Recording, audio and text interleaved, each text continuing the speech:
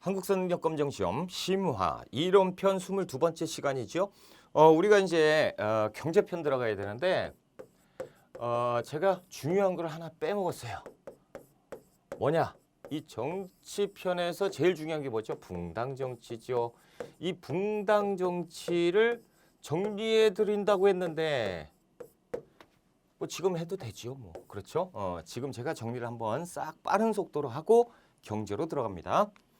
자, 붕당정치 전기예요. 뭐 우리가 공부를 다 한 거기 때문에 뭐 어렵지는 않습니다. 선조 때 동인과 서인으로 갈리는 이유는 뭡니까? 이조 전랑직이죠. 이조 전랑직 때 이조 전랑직 때문에 동인과 서인으로 나뉘게 되고요. 그리고 선조 때 그 정열이 모반 사건으로 인해서 남인과 북인 이렇게 갈리게 되고 서인과 공존하는 이런 시스템이 가다가 광해군 때 들어서 누가 집권합니까? 북인 정권이 집권을 하고 결국에 이제 광해군 때 뭡니까? 강홍립을 통해서 그 중립 외교를 하지요. 중립 외교 그리고 폐모살제로 인해서 서인들이 그 인조 반정을 일으키게 되고 그래서 인조가 즉위하게 되고요. 인조 때 두 차례 호란이 있었죠. 정묘호란, 병자호란. 그래서 누가 집권하고 있어요? 서인들이 집권하고 있습니다. 이른바 친명배금 정책 때문에 호란이 발발했고요. 그리고 이제 인조의 두 번째 아들, 첫 번째 아들은 이제 갑작스러운 죽음을 맞이하게 되고 두 번째 아들 복림대군이 효종이 됐으니 머릿속에 뭐가 있다? 북벌이 있다라고 해서 서인 정권 때 북벌을 추진했었고 그리고 이제 현종 때 이 북벌 추진했는데 어처구니없이 나선을 정벌하게 되었다라는 거죠. 자, 현종 때 이제 기해예송, 갑인예송 두 차례 예송 논쟁이 있었고 효종, 그러니까 아버지가 돌아가셨을 때 몇 년 입어야 되느냐? 1년 입어야 된다. 누가? 할머니가. 그렇죠? 그리고 나서 어머니가 돌아가셨네. 효종의 비가 죽었을 때 어떻게 했느냐? 남인 1년설, 9개월선을. 그렇죠? 그래서 남인이 집권하게 됐고요. 그 다음에 숙종이 즉위를 했죠. 숙종 즉위하고 있을 때 집권 세력 누구다? 남인. 그렇죠? 그래서 남인이 집권을 했으니까 남인의 영의정, 허적의 그 왕의 천막 문제로 인해서 허적을 내쫓고 서인이 집권을 했던 경신 환국이 시작되었고요.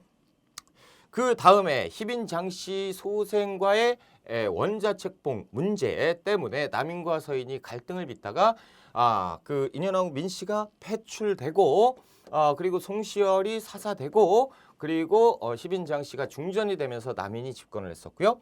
희빈 장씨와 남인의 여러 가지 이제 폭정 뭐 이런 것들 때문에 어떻게 됐습니까? 숙종이 다시 한번 서인을 끌어들이고 인현왕후 민씨를 다시 그 중전에 복위하고 복권시키고 남인은 이제 그 뭡니까? 집권에서 쫓겨나는 그리고 희빈 장씨는 어떻게 했어요? 사약 받아서 이제 사사되고 그것이 이제 갑술왕국이죠. 그래서 경신왕국, 기사왕국, 갑술왕국으로 가고 그리고 이제 경종이 빠졌죠. 경종 때 소론이 잠깐 집권을 했다가 영조가 즉위하면서 노론이 집권을 하게 되고요. 이 노론 세력들이 사도세자를 모하면서 사도세자가 죽음을 맞이하게 되고 벽파, 식파로 갈리게 됐죠. 이때 정조가 즉위하면서 이때 이제 역사 속에 사라졌던 남인을 다시 데리고 왔다라는 거죠. 그래서 남인을 등용하고 그리고 이제 벽파 일부와 시파 일부를 등용을 하고 자신의 측근 이게 뭐죠? 무슨 탕평 정치죠? 그 뭡니까? 준론 탕평이죠. 그렇죠? 그렇게 이제 기억을 하시면 되고요. 그리고 이제 순조 때 순원철 이렇게 진행되면서 세도 정치로 가게 되었다라는 거죠. 그래서 우리가 지금 보면 외울 게 별로 없는 게 집권한 세력 딱 하나밖에 없어요. 북인 광해군 때 한 번 있고 북인은 역사 속에 이제 사라지잖아요. 끝났고 남인과 서인의 대립 구도인데 그냥 서인이 다 집권했다고 보시면 됩니다. 남인이 딱 두 번. 그래서 현종 때 한 번, 숙종 때 한 번이에요. 이걸 어떻게 기억하느냐? 우리가 여기까지는 그냥 편안하게 기억이 돼요. 그렇죠? 시기로 가서 선조 때, 광해군 때 북인이 집권했죠. 그 다음에 서인 집권하고 서인이 계속 집권했잖아. 그 다음에 이제 현종 때 이렇게 기해예송, 갑인예송 이 두 차례의 황국이 발생하면서 이제부터 남인, 서인 막 왔다 갔다 하고 이렇게 왔다 갔다 하니까 이제 정신을 못 차리는 거야. 근데 우리가 영조 때 누구죠? 노론이 집권했죠. 그러니까 우리가 제일 헷갈리는 건 현종과 숙종입니다. 그래서 우리가 구분을 해야 되는데 현종 때 두 차례 예송 논쟁은 우리가 기억할 수 있습니다. 그렇죠? 숙종 때 세 번 환국이 있었다는 거는 기억할 수 있어요. 이 정도는 기억하잖아. 그렇죠? 자, 그렇다면 이제 기억을 해봅시다. 숙종 때 숙종 즉위 직후에 무슨 일이 있었어요? 군사형 천막. 그래서 허적, 남인의 영수 허적은 기억하잖아. 그렇죠? 그러니까 숙종이 바로 집권하고 있을 때 바로 전 시대는 누가 집권하고 있었다? 남인. 그러니까 남인이죠. 거꾸로 퐁당퐁당 가는 거예요. 이제 서남 서로 가니까 이때 그 전에는 서인이 집권했겠죠. 그것도 힘들다. 그러면 두 차례, 세 차례는 기억하셔야 돼요. 자, 우리가 영조 때, 그 숙종 때 맨 마지막 황국이 누가 집권했죠? 서인. 서인이 일당 전쟁을 했단 말이야. 서인. 거꾸로 가. 서남 서 이렇게 가면 돼요. 아니 그렇다니까. 그렇다니까. 그리고 둘 다 1년설이잖아. 서남 서. 그러니까 앞에를 기억해도 되고 뒤에를 기억해도 되고 여러분들이 그냥 기억하기 쉽게 뒤부터 가는 게 편하긴 하겠죠. 그러면 이 2차 1, 2차 예송 논쟁이 이름도 모르겠고 3차 환국도 잘 모르겠다라는 거죠. 그래서 앞자를 따서 외우는 거야. 기갑부대는 경기도가 갑이에요. 탱크 있는 기갑부대 있잖아. 기갑부대는 경기도가 갑이라고 돼 있으면 다 끝나. 기갑 볼까? 자, 잘 모르겠어. 그러면 이건 외웠어. 기갑, 경기갑. 그러면 이 뒤에 세 개는 황국이지. 이 뒤에는 뭐예요? 그 예송 논쟁이잖아. 이거 제가 만든 거예요, 다. 자, 그러면 여기에서 맨 마지막에 누가 집권했다고? 서인, 남, 서 됐잖아. 그렇죠? 이때는 누가 집권해? 숙종. 그러니까 숙종이 집권했을 때 서인이 집권, 남, 서 이렇게. 그렇죠? 경기갑이니까 경신왕국, 기사왕국, 갑술왕국. 그렇죠? 이 정도는 기억해야지. 그렇죠? 기갑, 경기갑 끝났어요. 기해예송, 갑인예송. 그래서 암기는 이렇게 하면 되겠다. 기갑, 경기갑. 됐어요? 됐어? 됐어요? 여기에서 제가 여기에서 해드렸죠. 최소한 세 문제 나옵니다. 세 문제. 그러니까 이게 엄청 중요한 거예요. 세 문제 정도는 나와요. 이렇게. 그러니까 이거 하나 알아두면 끝난단 말이야. 조선 후기, 그러니까 선조 때부터 끝까지잖아. 그렇죠? 한 방에 정리하자라는 거고. 이제 경제편 들어갑니다. 자, 이 앞부분은요. 이 조선 후기인가? 거기 앞에 보면 그 제목 있고 그 옆 페이지에 여기 있을 거예요. 그러니까 그걸 참고하시면 되고요. 자, 경제편 들어갑니다. 수치체제 개편이에요. 경제예요. 수치체제 개편의 필요성. 그래서 농촌사회의 동요인데 양난이라고 하면 외란과 호란을 합한 얘기예요. 그래서 임진왜란, 그리고 정묘, 병자, 호란을 합한 얘기입니다. 그래서 양난 이후에 농촌사회 엄청 힘들죠. 인구는 다 죽었잖아. 감소되고 토지는 완전히 황폐화가 되고요. 질병, 농촌 사람들이 힘들었겠다. 정부는 무능력하잖아요. 뭘 어떻게 할 수 있습니까? 게다가 양반들은 지금 뭐예요? 기갑, 경기갑 보셨잖아. 지금 자신들의 이권 다툼을 위해서 정치를 하고 있다는 거예요. 백성들은 안중에도 없다라는 거죠. 자, 정부의 대책, 국가는 전세 공납 역 제도를 개편하려고 합니다. 그래서 백성들이 힘드니까 이걸 한번 개편을 해보자라고 해서 하나하나 개편을 하는데 이것이 이제 또 전세 공납 역 이 개편에 대한 것 이걸 가지고 세금이잖아. 수치 체제 개편이라고 하는데 이 세 가지는 반드시 외워야 돼요. 전세 공납 역입니다. 이 세 가지 엄청 중요해요.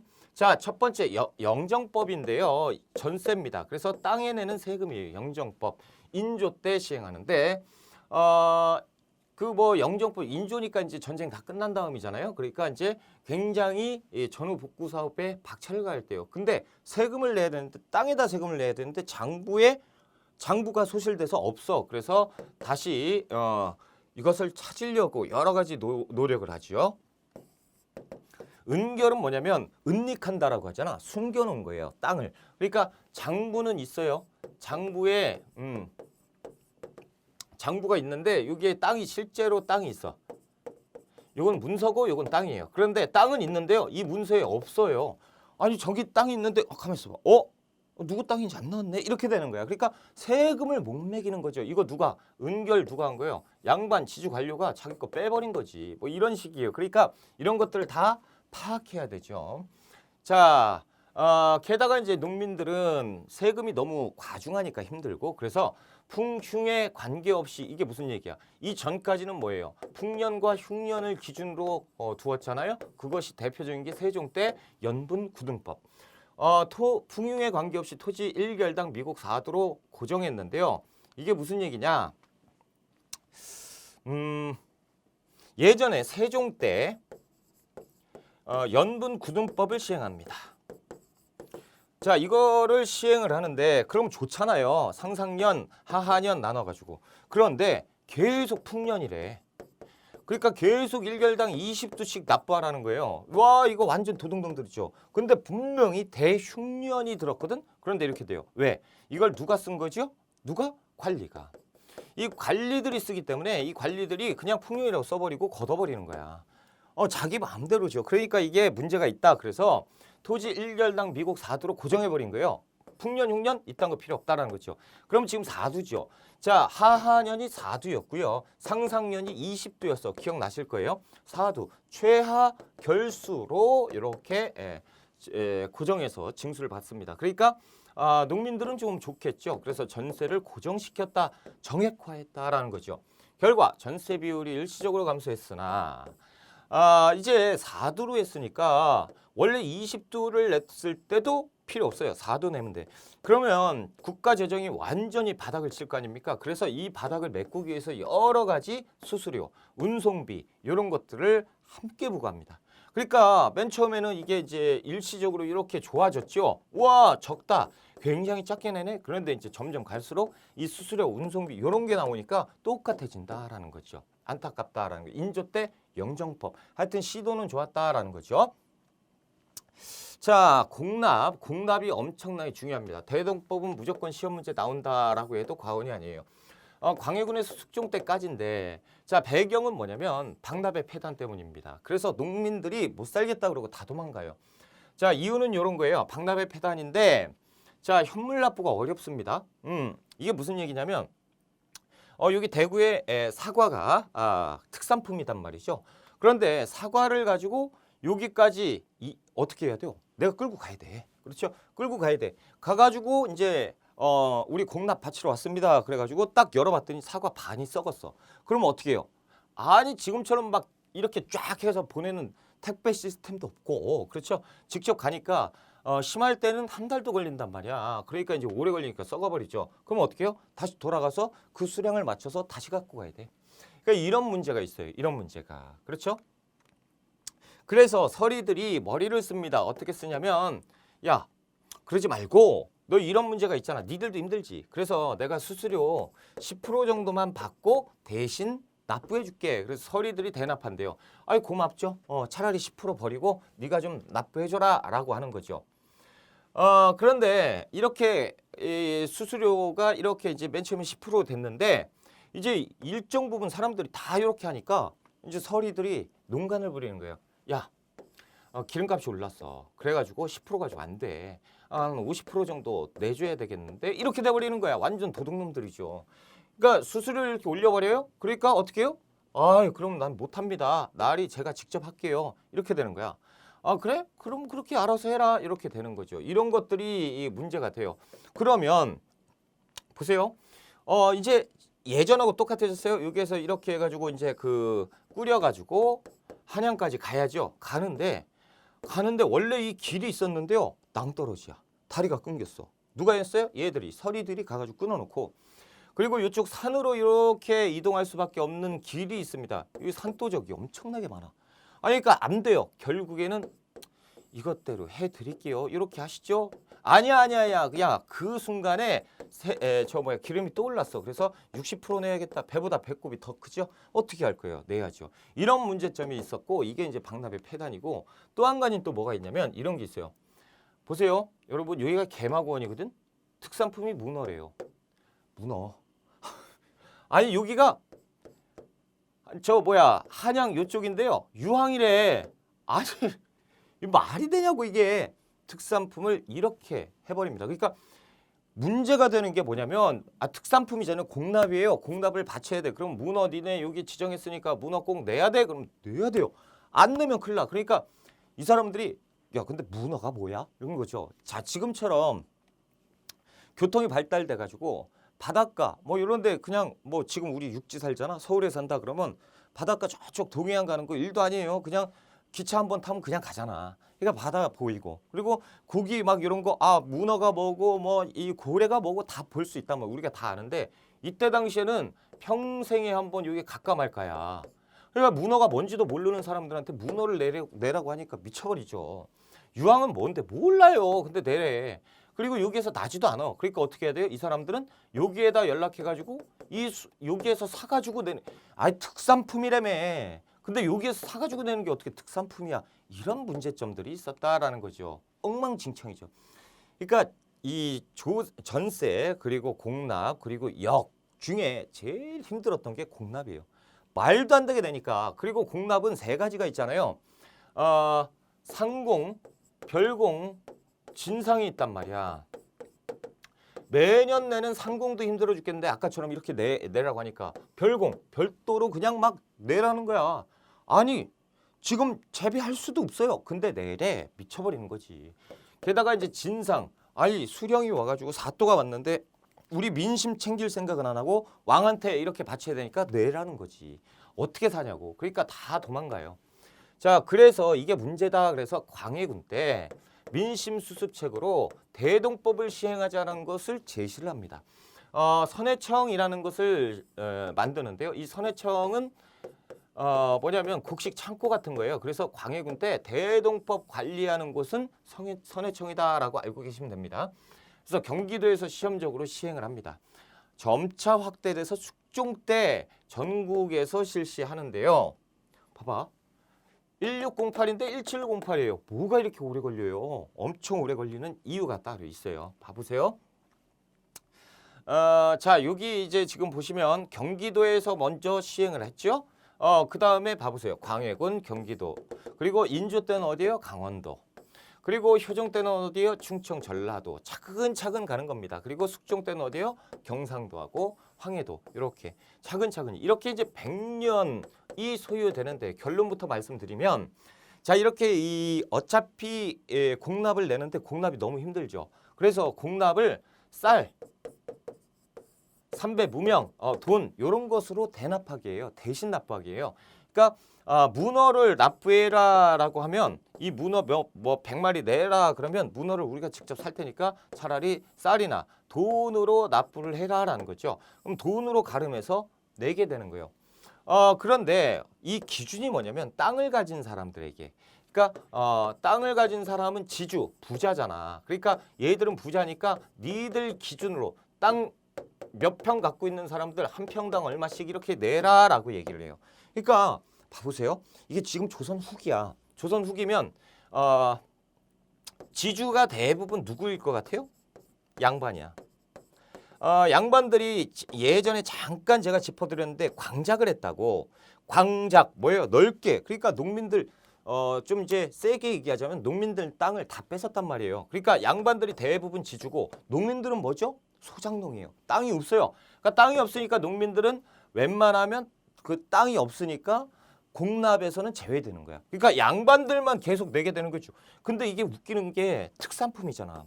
아니 특산품인데 땅하고 뭔 상관이 있냐고. 근데 땅 가졌다고 문어를 내라는 게 말이 돼? 이렇게 되는 거예요. 그러니까 양반들이 불만이 엄청나게 심해집니다. 그래서 말도 안 된다라고 하면서 광해군 경기도에 시행할 때 이 반대를 엄청나게 하는 거예요. 양반 지주들이. 그러니까 광해군 때 시행했다가 뭐 안 되고 다시 시행했다가 안 되고 이것을 무한 반복하는 거예요. 그래서 100년 걸리는 거예요. 100년. 정확하게는 이제 101년이지요.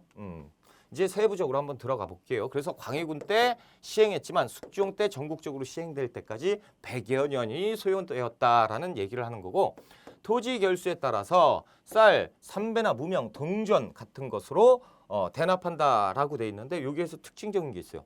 동전. 우와, 돈. 우와, 돈이 화폐라는 것이 별로 중요하지 않았어요. 그런데 이제 조세를 어떻게 해요? 돈으로 납부하는 금납화가 시작된 거예요. 그러니까 이제 돈이 돌기 시작하는 거예요. 자, 대체로 그래서 결론은 숙종 때 전국적으로 시행하죠. 숙종 때 전국적으로 시행하죠. 그러니까 돈으로 대신 내잖아. 얼마나 편해요. 그러니까 숙종 때 돈을 찍는데 그것이 상평통보야. 상평통보. 그러니까 상평통보가 전국적으로 유통되는 것은 이 대동법을 빼놓고는 설명하기 힘들다니까. 그러니까 쌀, 삼배, 무명, 동전 요것으로 대납하니까 돈이 전국적으로 대납하니까 전국적으로 돌겠지. 그래서 상평통보가 전국적으로 도는 것은 숙종 때입니다. 아셨죠? 자, 대체로 토지 1결당 미국 12두만 납부하면 됩니다. 숙종 때 공납이 전세화됐어요. 전세, 땅이 내는 세금처럼 공납이 바뀌었다고. 자, 보세요. 상공, 별공, 진상이 있었어요. 수량을 맞추기 위해서 타지에서 구입하고 납부하고, 그리고 또 관리들이 이렇게 대납으로 해서 농간을 부리니까 박납의 폐단이 생겼고, 그래서 아예 안 되겠다. 야, 특산품 걷지 마. 이렇게 되는 거죠. 대신 쌀, 포, 그리고 돈. 그렇죠? 돈 전자를 이렇게 쓰는 거죠. 그러니까 포라고 하면 삼배, 비단 이런 거예요. 그리고 쌀 이런 거. 그러니까 쌀이 하나의 뭐처럼 돈처럼 되고, 비단도 돈처럼 되고, 돈은 돈이고 이렇게 되는 거예요. 그래서 토지 1결당 16도가 광해군인데 외우지 마세요.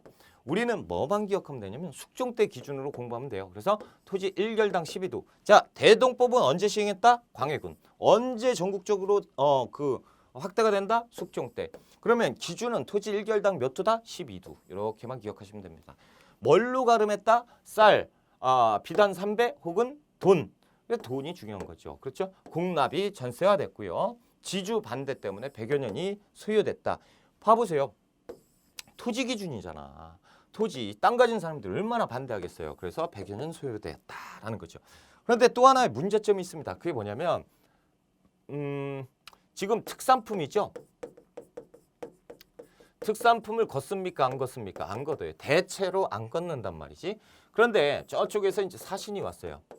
사신들이 놀러 왔습니다. 이제 사신들이 돌아갈 때 뭘 줘야죠? 선물 꾸러미를 줘야죠. 그러니까 이제 중앙관청에서 야, 인삼 좀 가져와라 라고 얘기를 하는 거예요. 인삼. 근데 특산품은 받았어요. 뭘로 받았죠? 미포전으로 받아버렸어요. 그러니까 지금 인삼이 중앙관청에 없단 말이야. 이걸 지금 줘야 되는데. 그래서 안 되겠다. 자, 지금 우리가 갖고 있는 건 돈이죠. 돈이 있으니까 새로운 상인들을 불러요. 상인들을 불러. 야, 니들 일로 와봐. 내가 돈을 먼저 줄 테니까 이 돈을 가지고 인삼을 몇 박스 사와 라고 얘기하는 거죠. 그래, 알았어. 그래, 사오게 되는 거야. 그래서 사와서 인삼 사서 이 사람이 관청에다가 주는 거. 그러니까 현물 구입 상인들이 생깁니다. 그 상인들 이름이 공인이에요. 그래서 특산품을 구입하는 상인들이 생기고, 그러니까 이제 보세요. 이 상인들이 어디 가서 사오겠어요? 시장. 그렇죠? 장시가 번성하게 되는 거야. 물건을 파는 사람들이 생기고 사는 사람이 생기고. 그렇죠? 그러면서 조선 후기 가면 자연스럽게 경제가 막 돌아요. 활성화되고 사람들이 너나 할 것 없이 시장 가가지고 다 팔고 이렇게 되는 거야. 그러니까 뭐가 점점 이때 당시에 이런 단어는 없습니다. 자본주의 이런 단어는 없어요. 하지만 머릿속에 사람들은 다 뭐예요? 이 나라에 돈이 최고다라는 거야. 돈 있으면 되는 거야. 그러니까 상행이 막 해서 돈을 막 벌어요. 어디 싼 것이 그러면 기분 나쁘지? 그러면 공명첩 사요. 그래가지고 나 양반 되면 되는 거야. 돈이 최고인 사회가 되죠. 점차 자본주의 사회로 가는 거야. 그렇죠? 제가 말씀드렸지만 자본주의라는 건 없다고요. 아직 등장하지 않아요. 이 개념 자체가. 하지만 점차 돈이 최고인 세상으로 가고 있다라는 거예요. 자, 또 하나. 이 상인들 이제 고칠게요. 공인. 자, 이 공인들이요. 이제 때가 되면 맞아. 나 한 바퀴 돌았어. 1년을 해봤단 말이에요. 그러니까 언제 오고 언제 와 사신들이. 그러면 야, 한 3개월 뒤에 사신이 올 거야. 그럼 인삼이 필요할 거야. 오케이. 자, 그러면 사돈의 팔촌들 다 불러요. 야, 내가 돈 줄 테니까 전국에 있는 인삼을 싹쓸이 해와. 그런 거예요. 딱 싹쓸이 해왔습니다. 그리고 3개월 뒤에 사신이 왔어요. 중앙관청에서 공인을 부릅니다. 공인, 나는 이제 다 사놨지. 딱 왔어. 야, 가서 인삼 좀 사와. 라고 얘기하는 거죠. 근데 공인들이 싹 도는데 아무 데도 없는 거야. 아무도, 공인들이, 인삼이 아주 그냥, 씨가 말랐네. 어디 가서 사야 되는 거야? 근데 저쪽에 몇 개 상인들이 손을 딱 들어. 야, 인삼 필요하지? 나 인삼 있어. 그래서 인삼 딱 하는데, 나 줘. 난리가 날 거 아니에요, 공인들이. 나 줘. 그러니까 거기에서 얘기하죠. 야, 원래 인삼 한 풀에 10만 원이었거든? 근데 니들 돌아다녀봐서 알지. 엄청 귀해졌어. 그래가지고 100만 원은 줘야 돼. 이렇게 되는 거죠. 야, 무슨 100만 원씩이나 해. 10배까지 뛴다고? 그래? 싫으면 가. 난 얘한테 200에 팔 거야. 너 200에 살 거냐? 그럼 나 살게. 이렇게 되는 거지. 그러니까 이 엄청나게 폭발적으로 이렇게 비용이 늘어나요. 근데 누가 한 거죠? 공인들. 공인 중에 한 명이. 이렇게 해서 독점적으로 사가지고 도매 상인들이 생기니 그것이 도고입니다. 그래서 도고도 등장하는 이유가 이 대동법이에요. 이 도고는 독점적 도매 상인. 그렇죠? 공인 도고로 발전한다. 이렇게 되는 거죠. 그래서 장시가 발전하고 이 대동법 하나에 대동법 시행 하나에 조선 후기 경제 상황이 이것저것 다 녹아져 있다라는 거죠. 그래서 대동법이 시험 문제 엄청 잘 나옵니다. 정리합시다. 시행 내용. 토지 일렬당 미국 12도 누구 때부터 광해군 때부터 경기도에 시행했지만 누구 때 확대돼요? 숙종 때 확대된다라는 거죠. 전국적으로 실시되는데 100여 년이 소요되는 이유는 뭐야? 양반들이 반대해서. 그렇죠? 자, 영양. 국가에서 현물이 필요할 때 현물 구입 상인이 등장을 했으니 그게 뭐야? 공인입니다. 공인이 어디 갑니까? 시장에 가서 사죠. 그래서 장시가 발달을 하게 되고요. 그리고 돈이 돌기 시작하니까 상평통보가 돌고요. 그리고 이 독점적 도매상인 도고가 등장하게 되는 겁니다.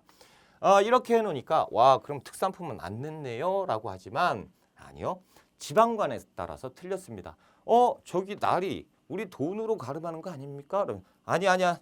나는 직접 우리 왕께 진상해야 돼. 그러니까 특산품이 필요해 라는 거죠. 별공, 진상 이런 것들은 현물로 납부하긴 했습니다. 그러니까 현물이 싹 사라졌다는 아니에요. 됐습니다. 자, 균역법인데요. 군포입니다. 군포. 군포가 도대체 뭐냐라는 건데 일단 요거부터 봅시다. 군역이 변화하고 있는데요. 어떻게? 자, 세조 때 보법이 시행됩니다. 양인 개병제면서 농병 일치제예요. 그러면서 이제 평생 죽을 때까지 어떻게 군대를 가죠. 뭐 1년에 뭐 3개월, 6개월 이렇게 전쟁 나면 계속 몇 년. 뭐 정해진 게 없어. 60살 때까지니까 죽을 때까지. 얼마나 불안정합니까? 그렇죠? 아니, 여러분들 생각을 해보세요. 여러분들 한 달, 올해는 한 달 가고 내년에는 뭐 3개월 가고 그 후에는 6개월 가고 이렇게 왔다 갔다 그때그때 틀리니까 평생 그렇게 군대 갑시다 라고 하면 기분 좋아요? 생업에 종사가 안 되지. 그렇게 되는 거야. 그러다 보니까 사람들이 군대를 가기 싫어해. 예나 지금이나 가기 싫다라는 거죠. 그래서 대신 세우는 대립제가 성행합니다. 뭘 위조해요? 호패.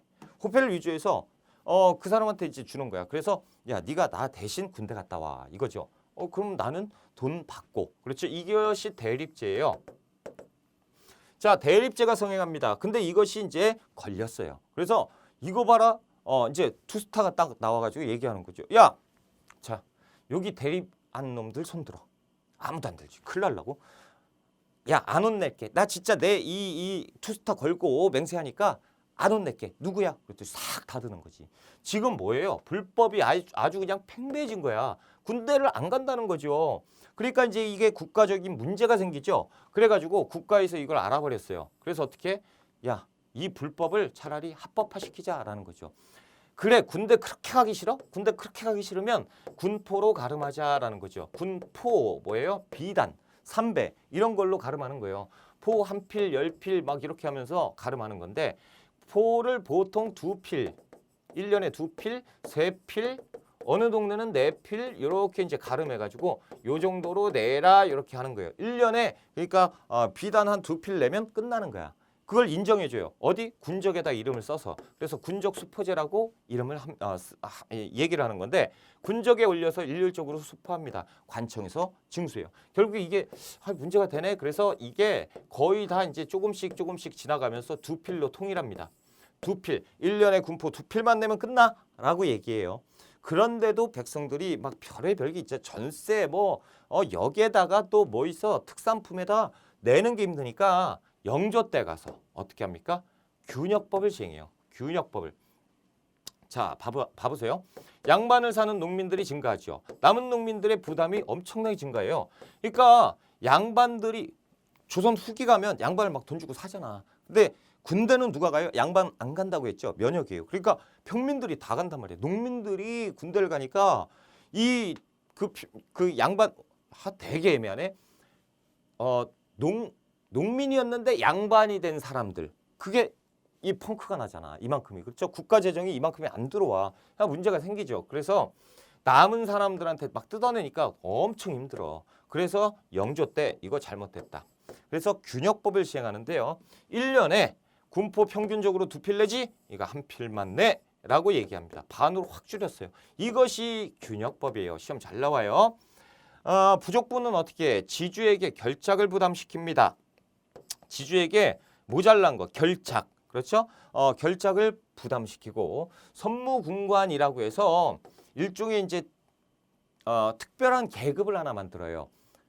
하사는 아닌데 하사 같은 병사 뭐 이런 걸 만들어 가지고 선무군관이라고 이름을 딱 박아버립니다. 그래서 선무군관 너는 이제 군대를 가잖아. 근데 한 필 내면 되잖아. 그런데 한 필만 더 내면 선무군관을 줄게. 그럼 좀 편하게 일할 수 있거든요. 그래서 선무군관포 같은 걸 만들고 그리고 어장세, 선박세, 결작 이런 걸로 부족분을 채웠어요.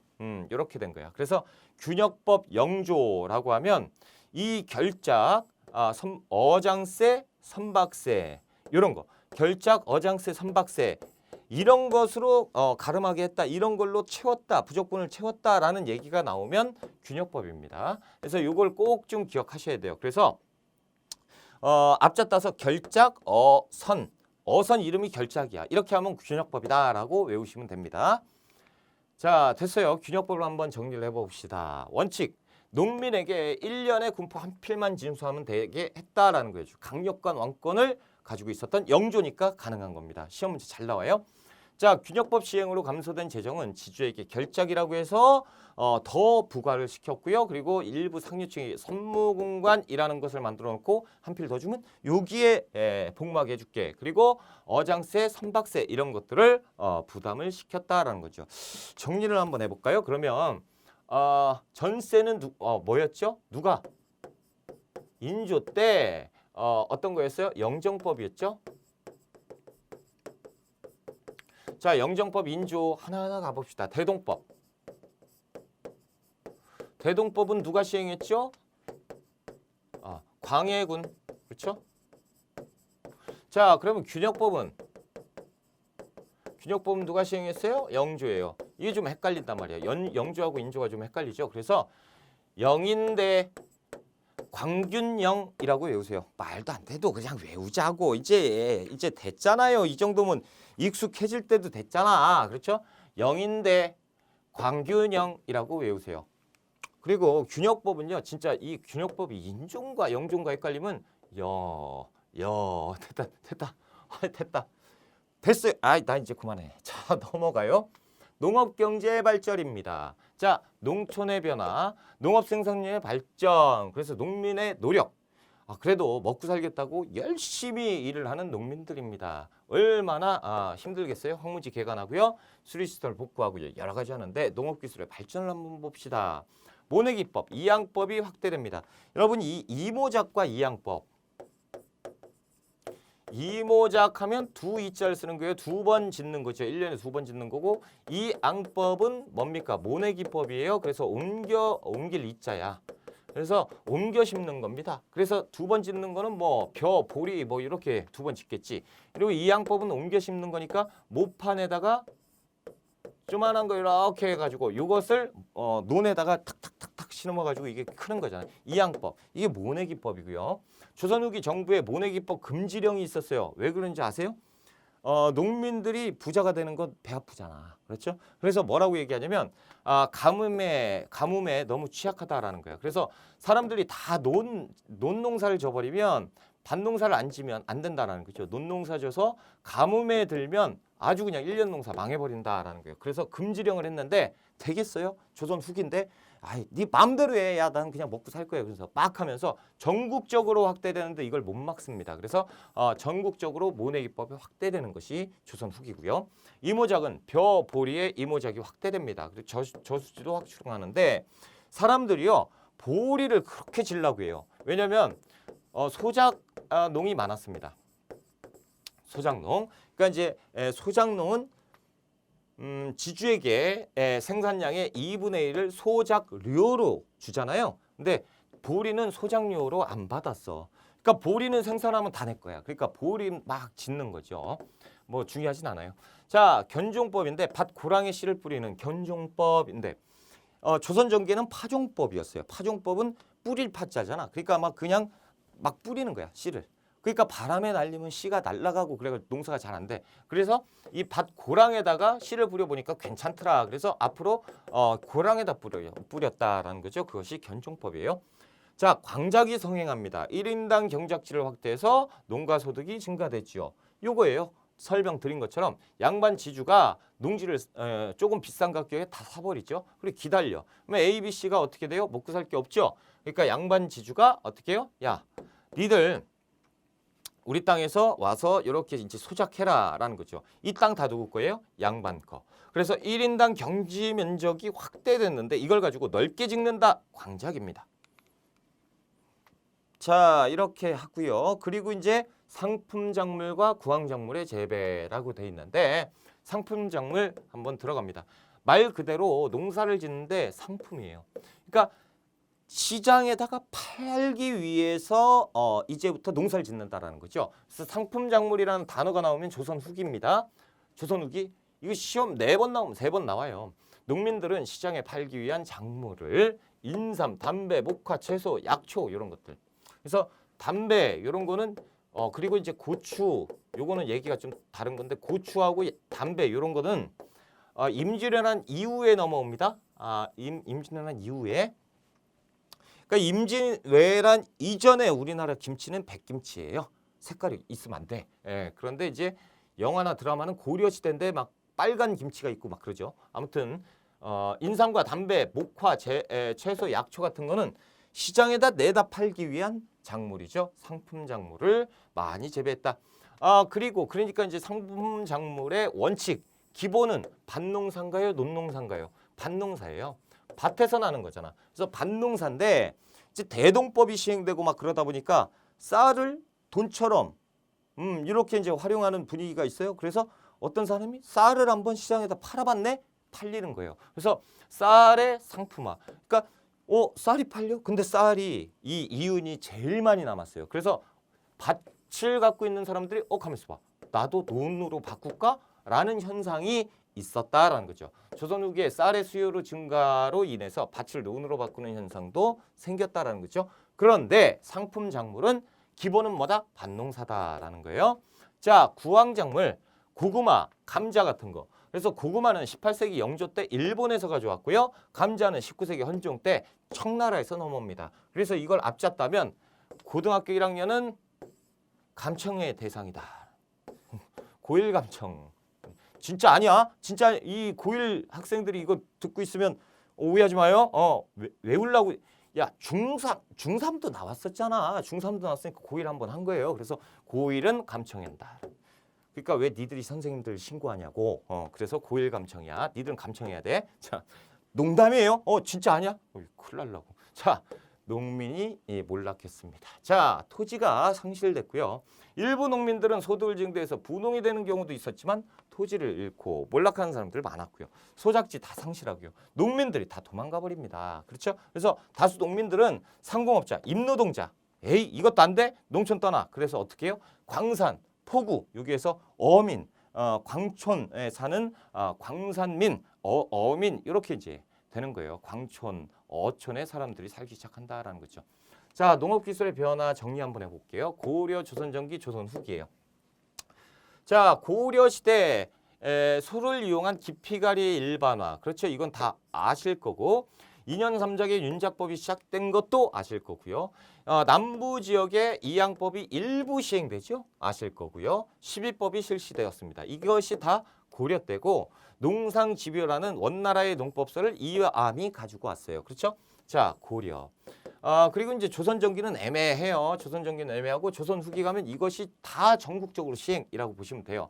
광작. 그래서 광작이 성행하고 구황작물의 상업작물, 상품작물, 이양법 이모작 전국적으로 시행했고 그리고 농법서는 엄청나게 많고요. 자, 조선 전기. 그래서 12법이 발달해서 휴양지가 소멸했고 이런 것들은 이제 시험 문제 안 나와요. 윤작법 일반화됐다 이런 게 언제냐 이런 것도 시험 문제 안 나오고 이모작 일부 시행시 똑같으니까 안 나와. 그래서 고려 시대나 조선 후기만 기억을 하시면 되고요. 조선 전기에서 시험 문제 떡하니 무조건 나오는 거는 하나 있으니 그게 뭐예요? 농사직설이에요.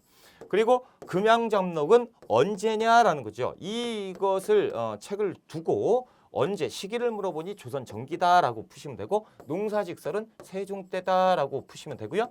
이 이암이 가지고 온 농상집요를 우리나라의 자주적 농서다라고 하면 X죠. 이거 원나라 농법서고 이것이 이제 자주적 농서죠. 그래서 조선 전기 때 있었다라는 걸 그 뒤에 후기는 전국적 시행 이렇게 보시면 되겠습니다. 자, 이제 소작제를 변화시켜보자라는 거죠. 소작제. 소작제는 짜증나죠. 몇 분의 1? 2분의 1입니다. 자, 소작료는 엄청 짜증나는 거예요. 내가 농사 졌는데 아무것도 안 한 놈이 50% 가져가니까. 그렇죠? 자, 타조법이 있고 도조법이 있습니다. 자, 일정 부분 제가 설명을 미리 드리고 할게요. 타조법이 조선을 지배하고 있었던 소작료법인데 50%를 내는 거예요. 소작인이 있고요. 지주가 있어요. 지주는 땅 주인이죠. 아무것도 안 해요. 소작인이 농사 다 집니다. 그래서 100을 생산하면 50% 내는 거죠. 50을 그러니까 100만 원 벌었다. 그럼 50만 원 주는 거야. 근데 200만 원 벌었다. 그러면 얼마? 2분의 1이니까 100만 원 주면 되죠. 그러니까 지주가 간섭을 엄청 해요. 소작농이 조금 놀잖아? 그러면 계속 너 왜 놀아? 빨리 일 안 해? 왜냐하면 소작농이 생산량이 많아져야 내가 가져가는 게 많거든. 그렇죠? 그리고 내 덕분에 일하지. 그러니까 농기구 뭐 이런 것들 네가 다 네 돈으로 해. 이렇게 되는 거예요. 지주가 지위가 굉장히 높아졌다라는 거죠. 이렇게 되니까 불만이 많잖아. 그래서 농민들이 소작쟁이를 막 해요. 그래서 얻어낸 게 도조법인데 이제 정액지대입니다. 아까는 정율지대예요. 정율지대. 그러니까 5분의 1, 50%죠. 근데 지금은 액수를 정해놓은 거야. 그러니까 일정 부분 계약이죠. 이건 계약이에요. 그래서 소작농과 지주가 이렇게 이제 계약을 하는 겁니다. 저는요 소작료 50만 원만 드릴게요 라고 얘기하는 거죠. 그러면 소작인이 흉년이 들었네요. 그래서 내가 이제 30만 원을 벌었어요.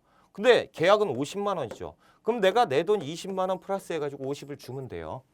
그런데 만약에 100만 원을 벌었다. 그럼 50. 그럼 똑같죠? 정률지대하고 똑같잖아. 근데 만약에 200을 벌었다. 그러면 얘기가 틀려져. 나는 150을 가져요. 50만 주면 되니까. 왜? 계약상 그래요. 그렇죠? 자, 그러다 보니까 지주가 소작농이 너 왜 놀아? 일 안 해? 그러든가 말든가 50만 원만 채워주면 되는 거 아니야? 이렇게 되는 거죠. 자, 보세요. 농민이 대드는 모양새가 되죠? 대들 수도 있어요. 왜? 그만큼 조선 후기에 가면 이 농민의 지위가 높아집니다. 뭔 소리야? 자, 농민은요. 분농이 되잖아요. 분농이 되면 여차하면 양반이 될 수 있어요. 돈 주고. 그렇죠? 양반을 살 수가 있어요. 그러면 얘들도 어떻게 할 수가 없어. 그러니까 지위가 높아질 수밖에 없고 그리고 농민 중에 자 사람들이 많이 분농으로 빠집니다. 그게 양반이 돼버려요.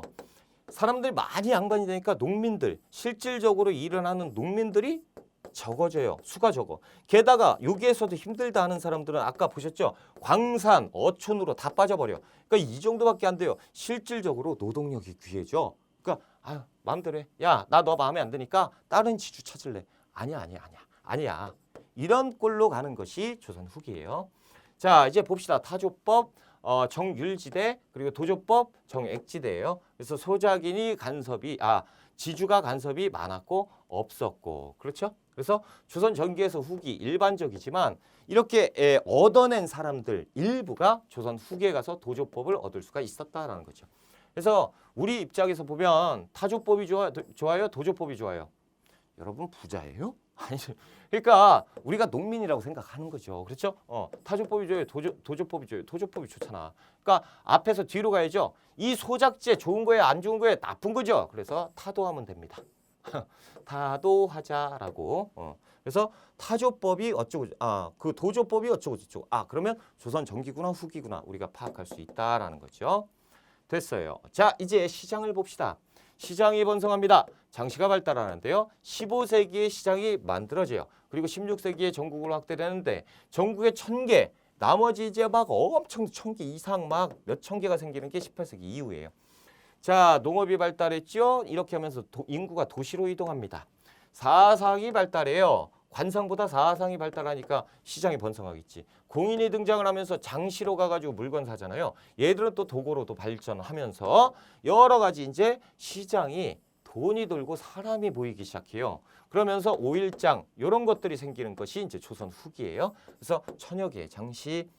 자, 이제 사상이 증가합니다. 사상 장시의 형성 한번 볼까요? 이연, 칠패, 송파 이런 것들로 이제 난전이 이동해요. 종로에서 쫓겨나잖아. 종로에서는 누가? 종루. 지금은 종로. 똑같아요. 종루에서 누가? 시전상인들이. 시전상이 관상이죠. 여기를 다 장악을 해버린다고. 그러니까 이 앞에서 사상, 난전이 있으니까 어떻게 해요? 쫓아내죠. 그러니까 이 난전이 들어서 붙어먹겠네. 그러면서 외곽 지역으로 간다고. 이게 이연, 칠패, 송파입니다. 그렇죠? 그리고 이제 지역. 지방, 개성, 평양, 의주, 동래 이런 데에 상인들이 모이면서 이 거래를 하기 시작해요. 이것이 시장의 번성입니다. 그리고 정조 때 가면 시내 통공이 되면서 이게 그냥 다 합법화되는 거예요. 그렇죠? 자, 상인의 종류, 관상 우리가 공부했죠. 시전상인. 그런데 조선 후기죠. 유기전 중심, 유기전 독점 판매권은 가졌지만 금난 정권은 이제 철폐하는 것이 시내 통공이죠. 대동법 시행, 그리고 이거 거꾸로 얘기한 거예요, 제가. 자, 대동법 시행 이후에 공인이 등장을 했고요. 이들은 뭐예요? 현물 구입 상인, 그리고 도고로 성장하기도 했고요. 보부상도 역시 보상과 부상의 합성어죠. 보부상도 역시 관상이라고 제가 말씀드렸습니다. 그래서 이제 농촌과 장시를 하나의 유통망으로 연계시켰다라는 거. 보부상 나오면 이런 단어가 문장이 나옵니다. 자, 이제 사상을 볼게요. 자, 사상. 이름이 여러 가지가 있다라는 거예요. 한양의 난전이 있고 무허가 상인 설명드렸죠. 이연 칠패. 기타 사상 이제 만상, 유상, 송상 뭐 이렇게 있는데 이것은 이제 이렇게 공부해 보자라는 거예요. 여러분 보세요. 의주의 상인 만상이라고 불렀고요. 평양의 상인 이름을 유상이라고 합니다. 그리고 개성은 송도, 송화 뭐 이렇게 있죠. 송도 상인 해서 송상이라고 부르고요. 한양은 서울 경자 써서 경강, 한강이죠. 한강 상인, 경강 상인이라고 부르고요. 동래 상인을 줄여서 내상이라고 부릅니다. 그렇죠? 그래서 이제 됐어요. 지역 우리가 파악했다라는 거예요. 자, 의주는 어디하고 가까워? 중국. 그래서 청나라하고 무역을 합니다. 대청무역 잘 따라오세요. 대청무역 하니까 보통 인삼 같은 거 우리가 무역을 했고요. 비단, 약재 이런 것들을 가지고 왔습니다. 그리고 개시와 후시가 열리는데 개시는 공무역이에요. 후시가 사무역입니다. 그러니까 이제 어디 후시, 어디 개시 그러면 일단 시기가 조선 후기고 그리고 공무역이냐 사무역이냐 그리고 후시가 번성했다라고 하면 조선 후기에 엄청나게 사무역이 번성했다는 것을 얘기하는 거예요. 평양의 유상 역시 의주 만상과 같은 일을 합니다. 그래서 청나라와 무역을 하는 거고 자, 그리고 개성상인은 무조건 외우셔야 됩니다. 시험 문제 엄청 잘 나와요. 송상은요. 우리 한반도의 한가운데잖아요. 그렇죠? 그래서 중개무역하기가 딱 좋아요. 이들은 인삼을 재배하는데요. 이 인삼을 가지고 팝니다. 인삼을 여기에다 팔고 여기에다 팔아요. 그래서 이 인삼을 이렇게 파는 거예요. 그래서 인삼 어떻게 수출하잖아. 그렇죠? 자, 그리고 중개무역을 해요. 그리고 전국적인 유통망, 송방을 만들어요. 전국적인 유통망 대리점, 송방을 만들어요. 그러니까 송상, 송방. 오케이. 그러면 송상, 지역은 어디? 개성상인이다라고 기억하시면 되겠습니다. 자, 한양상인은 한강이잖아요. 그러니까 배를 이용한 사람들이에요. 수송 판매. 자, 그리고 내상이죠. 어디하고 가까워? 일본하고 가깝죠. 일본 무역입니다.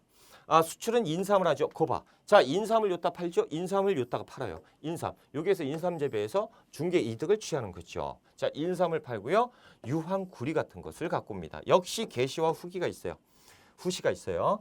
됐습니다. 자, 개성에 또 하나 송상에 대한 내용이 하나 나오는데 이건 이제 3점짜리예요. 나오게 되면 사개치부법이라고 하는데 이것은 개성상인들이 회계처리 장부 이런 법을 만들었는데 이게 사개치부법이에요. 그래서 사개치부법 나왔다 그러면 못 들어봤는데 그러지 마시고 이게 송상을 얘기하는구나 라고 하시면 되겠습니다. 자, 그리고 상업이 변화를 하는데요. 이제 예전 그 시장에서 한술 더 떠서 한 단계 더 나가서 이제 물건이 많아져. 그러니까 이제 판매할 물건이 많아지니까 배를 이용합니다.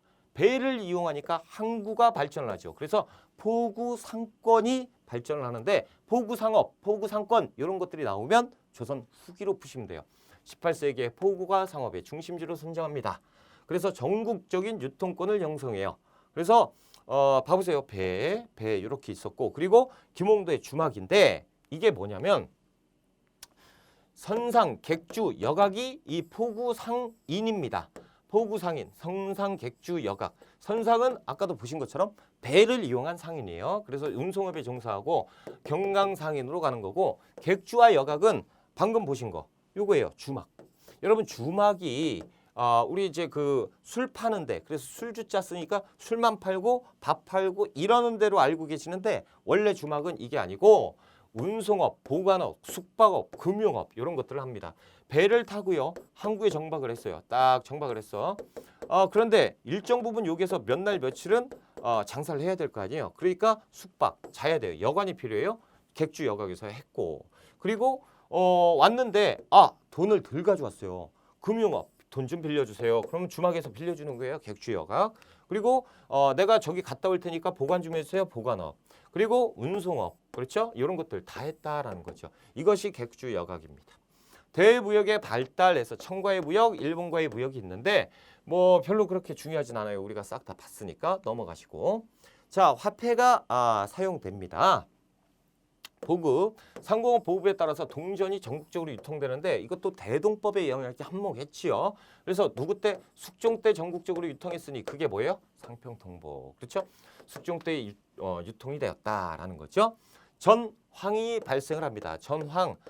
이것은 뭐냐면 돈이 유통하지 않는 거예요. 무슨 얘기냐? 지금 상평통보가 막 돌아다니니까 그 돈 많은 부자들이요. 돈을 딱 놓고 집에 있는 창고에다 집어넣고 안 빼요. 그러니까 돈을 계속 집어넣는 거지. 그래서 디플레이션이 생겨요. 디플레이션. 그래서 디플레이션이 생겨가지고 물가가 하락하고 화폐 가치가 상승해버립니다. 그러니까 이제 나중에 실학자 이익이 우리나라의 가장 큰 병폐가 뭔지 알아? 이게 돈이다라는 거죠. 그래서 돈 따위는 필요 없다.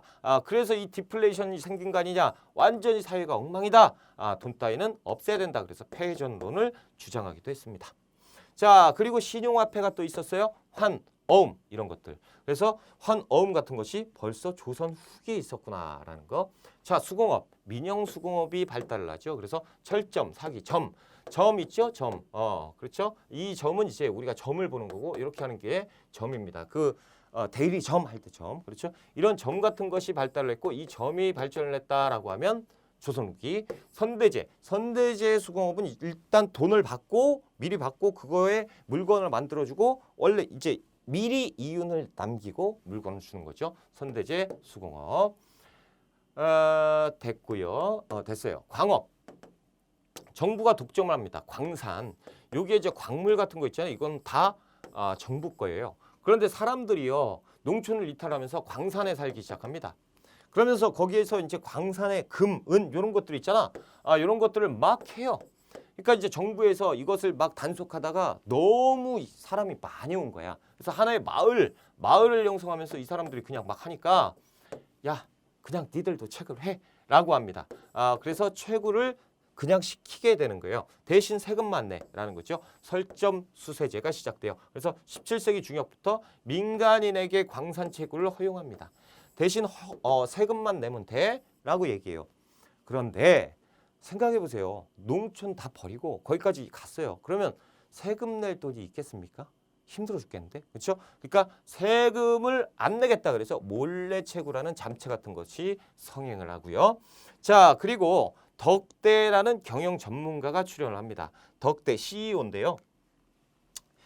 덕대가 이제 사람들이 광산에 너무 많으니까 이제 보는 거예요. 야, A, 너는 이제 채굴만 해. 너 정말 힘 좋더라. 넌 채굴만 하고. 자, 너는 내가 이제 채굴한 거 얘가 갖고 오잖아. 그러면 줄 테니까 가서 시장에다 내다 팔어. 너는 시장에 이게 너무 많으니까 얘 도와서 운반을 해줘. 이렇게 하는 거죠. A, B, C 이렇게 나누고 그럼 얘가 이 팔아온 거 돈을 받을 거 아닙니까? 돈을 가지고 야 너는 이거를 똑같이 나눠라고 하는 CEO 전문 경영인이 출연을 한다라는 거죠. 이 이름이 덕대입니다. 이렇게 해서 광산이 또 번성을 했다라는 것까지 했어요. 자, 이렇게 해서 우리가 경제편 마무리하고요. 조금 쉬었다가 사회편 들어가겠습니다.